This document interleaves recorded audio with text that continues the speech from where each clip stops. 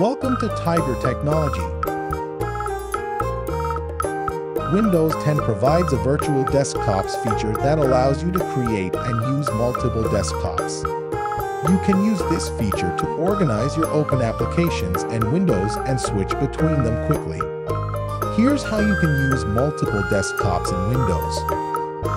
Click the Task View button in the taskbar, or press the Windows key plus Tab on your keyboard. Click the New Desktop button in the screen's top left corner. Once you have created a new desktop, you can switch between your desktops by clicking the Task View button and selecting the desktop you want to use. To move an application or window to a different desktop, click the Task View button, hover over the window you want to move, and then select the Move to option. You can also use keyboard shortcuts to manage your virtual desktops. Press the Windows key plus Ctrl plus D to create a new desktop.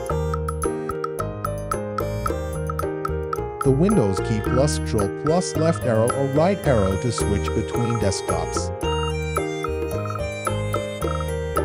And the Windows key plus Ctrl plus F4 to close the current desktop.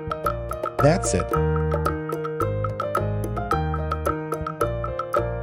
Virtual desktops in Windows let you keep your work organized and switch between different projects or tasks quickly and easily.